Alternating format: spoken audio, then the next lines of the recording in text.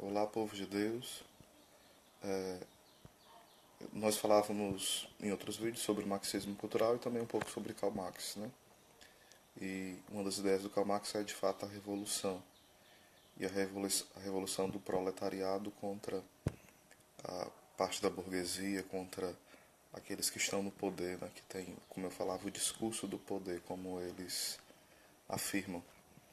Aí eu vou falar um pouquinho sobre o manifesto do Partido Comunista, do Karl Marx e do Friedrich Engels. Aí eu vou ler um pouquinho aqui o que o Benjamin Wilker fala, certo? Em outros vídeos eu falei espontâneo, esse eu vou ler e eu vou revezando entre ler e tá falando de forma espontânea. Esse eu vou mais estar antenado na leitura mesmo. É do Benjamin Wilker essa ideia. Nunca tão poucas páginas causaram tanto estrago. A maior parte do dano já estava feita e hoje o marxismo só, sem contar na China, mais agita papelada nas conferências acadêmicas do que qualquer outra coisa. Ou seja, o marxismo cultural está presente de forma muito forte, né, nas universidades, nas faculdades no geral. E é praticamente uma hegemonia, é totalmente um monopólio, né, da pseudo-verdade, porque nem verdade eles acreditam, né, então o monopólio disso. Perdão. Mas o comunismo é que deu uma bela lição. Só por contagem de cadáveres. O manifesto do Partido Comunista deveria levar o prêmio do livro mais mal intencionado da história. Agora que temos uma contagem um pouco mais precisa de mortos. Provavelmente mais de 100 milhões. Até os marxistas ferrenhos ficam um pouco enjoados de entoar o manifesto, como se ele fosse a trombeta do amanhecer. Mas já que ele falhou, tão óbvia e miseravelmente, nós devemos perguntar por que então alcançou uma fama tão grande.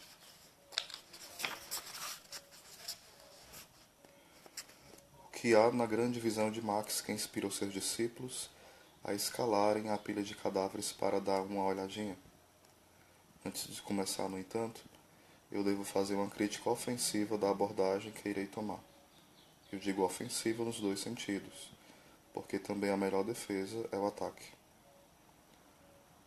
Francis Wayne, em sua biografia de Marx, que no mais é boa, começa a coisa com o seguinte comentário.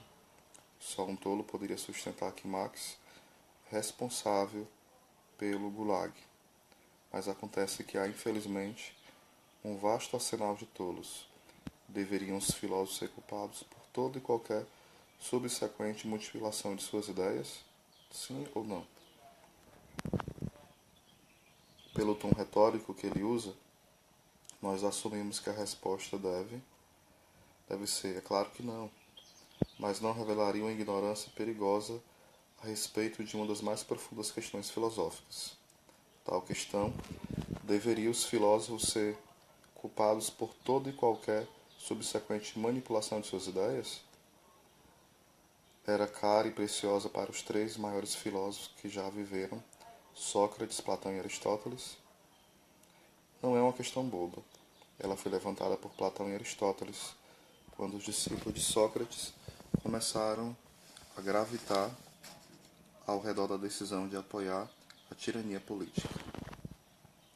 Pode-se dizer ainda que uma das grandes diferenças entre a filosofia antiga e a moderna é que a antiga levava rigorosamente a sério essa questão, enquanto que a moderna a despreza como se fosse uma bobagem. Sendo um partidário dos antigos, eu creio que se o próprio Marx se atentasse a essa questão, o resultado da contagem dos cadáveres do marxismo seria consideravelmente mais baixo. Talvez, como alguns outros, esteja assumindo que a filosofia não é perigosa. Outro erro moderno, porque se constituiu de meros pensamentos da cabeça de alguém ou de palavras escritas nas páginas de um livro qualquer. Pedras e pedaços de pau podem, mas palavras jamais podem nos machucar. Esse tipo de coisa é uma ideia bem desprezível, né? porque as palavras, ela tem o poder de convencer e de destruir mesmo, no mais profundo do homem, se ele não estiver preparado para rebater essas palavras, né? É por essa razão eu acho que o Ren coloca a questão de forma tão abstrata, falando de filósofos em geral e não particularmente do filósofo de quem está tratando. Silene, Stalin, Mao, Pol Pot e outros marxistas confessos foram responsabilizados por tão monstruosa mutilação da humanidade, então certamente é legítimo e até moralmente obrigatório perguntar o que propriamente nas palavras desse mestre os inspiraram a perpetrar esses crimes épicos. Alguém tem de ser muito tolo para ignorar essa questão, ou seja, não é porque já passou e deixar para lá. Foram pela média de 100 milhões de mortos. Nós temos que saber quais as razões que levou eles, estudando Karl Marx, a ter esses pensamentos de homicídio, né?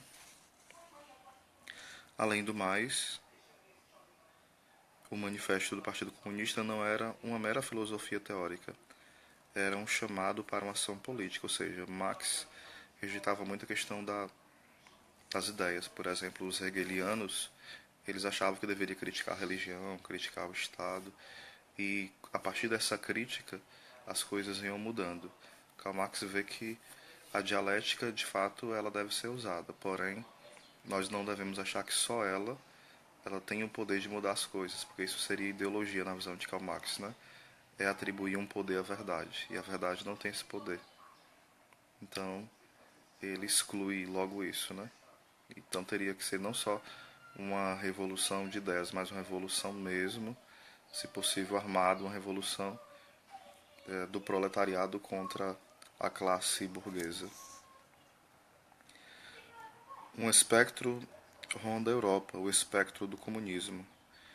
Já é hora de os comunistas exporem abertamente ao mundo inteiro seu ponto de vista, seus objetivos, suas tendências, e contrapõe aos contos de fadas sobre o espectro do comunismo, um manifesto do próprio partido.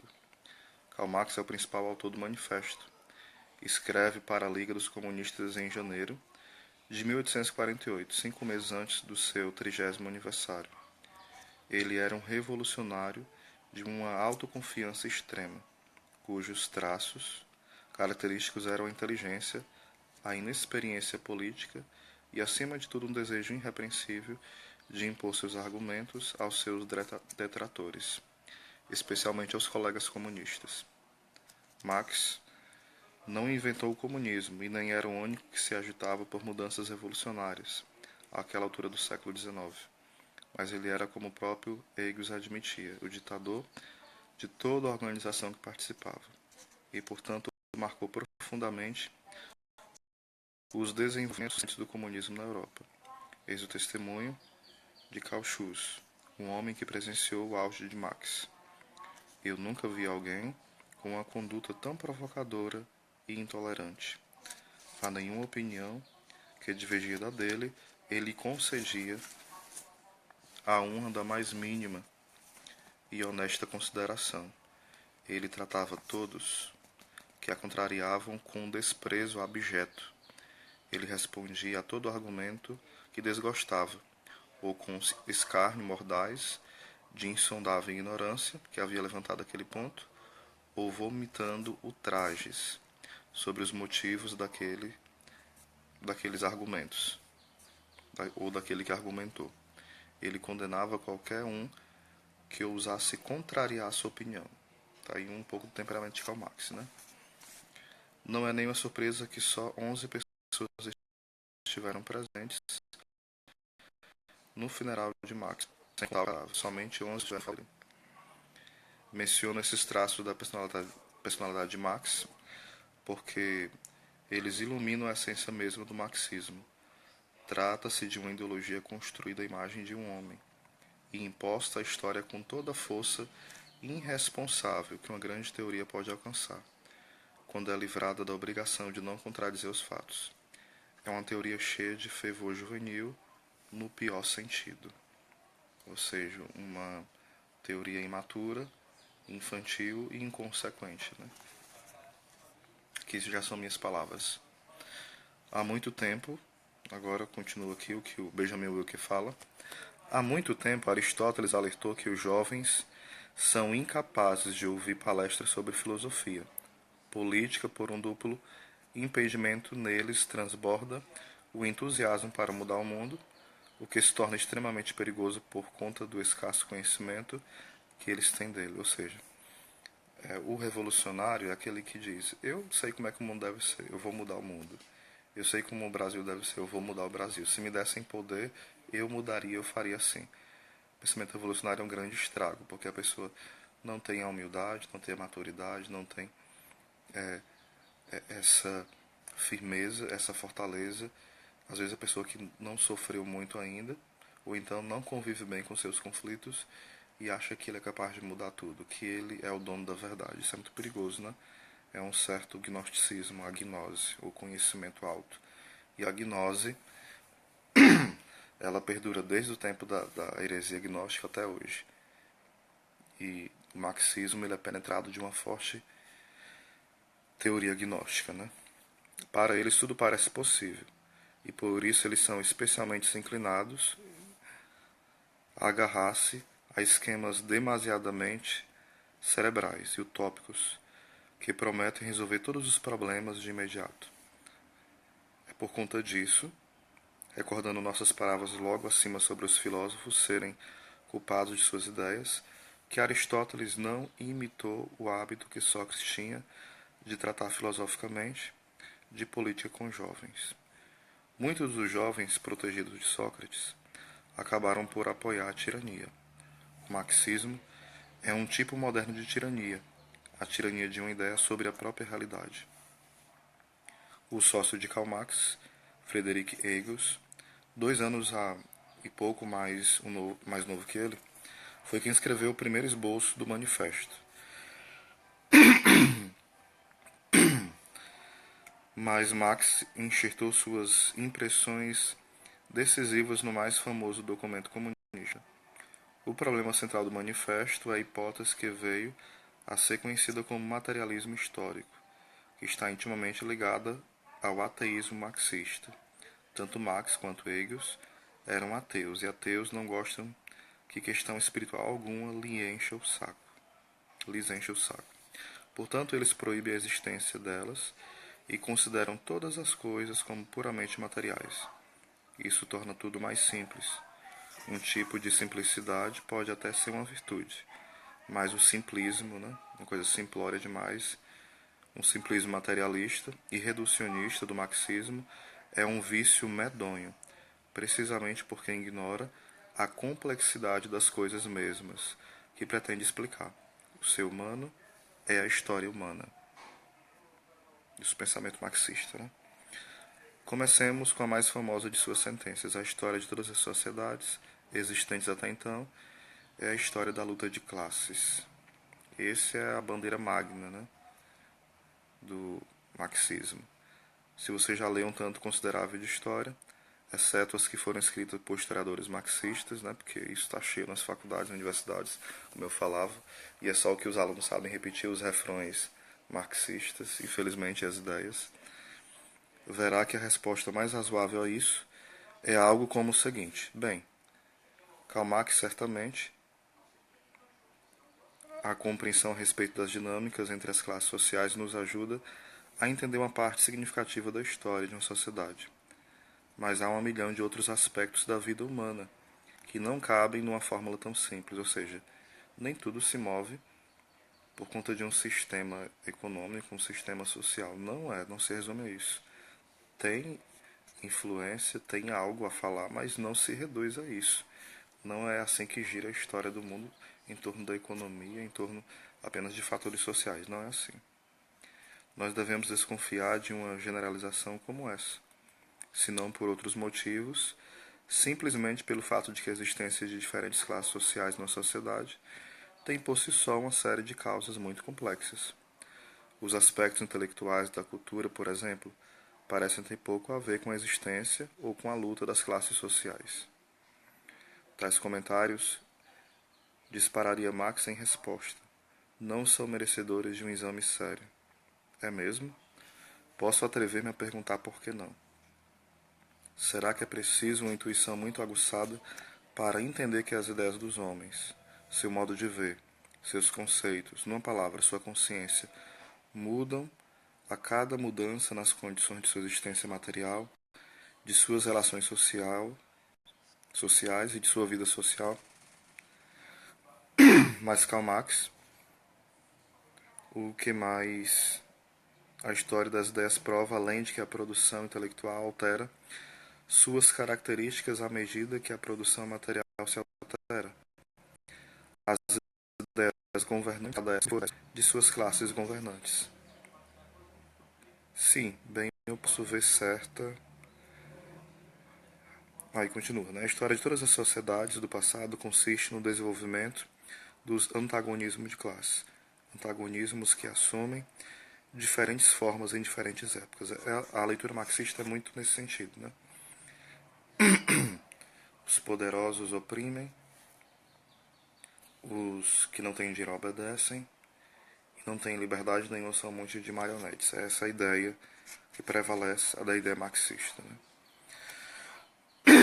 Como eu disse, por mais que a distinção entre classes seja importante, mas independentemente da forma que tenha assumido, uma coisa é comum a todas as épocas passadas, essa é a exploração de uma parcela da sociedade por outra. Então aqui é um pouquinho do pensamento marxista, né? Tem várias outras páginas, mas seria muito enfadonho ler todas, eu posso ler outra parte em outros momentos, tá bom? Queria fazer só uma colocação aqui, de onde fala sobre Lenin, que Lenin foi um dos grandes sanguinários, né, do comunismo. E era o pseudonome dele, porque o nome dele era Vladimir. Ele viveu de 1870 a 1924, Lenin, né? Ele escreveu O Estado e a Revolução. E Chesterton vai falar o seguinte. Chesterton dizia que o comunismo acaba com os batedores de carteira, porque antes acaba com as carteiras. Isso ainda foi bem generoso da parte do Chesterton, né? Na visão de Lenin, o homem que traja roupas com bolso deve ser morto por quem tem bolsos. O batedor de carteiras é que deve ser o carrasco.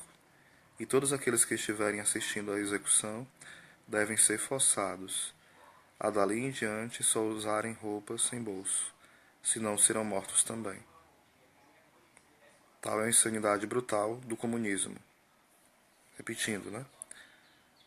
Na visão de Lenin, o homem que traja roupas com bolso deve ser morto por quem tem bolsos. O batedor de carteiras é que deve ser o carrasco. E todos aqueles que estiverem assistindo à execução devem ser forçados a dali em diante só usarem roupas sem bolsos, senão serão mortos também. Olha aí o pensamento de um comunista que decorreu depois em milhões de mortes, né, de mortos por conta dele. Lenin foi um grande assassino e muitas vezes isso não é relatado, é abafado. Depois a gente vai ver um pouco sobre Hitler, né, sobre o nazismo, que também tem a ver, embora alguns achem loucura, porque de alguma forma o pensamento comunista também foi permeando a personalidade de Hitler, embora alguns dizem que ele era somente capitalista. Mas infelizmente esses homens que perderam o senso da razão, eles também não diferem muito entre capitalismo e comunismo. Eles são movidos, né, por sentimentos confusos, odiosos e inconsequentes, infelizmente. Deus abençoe.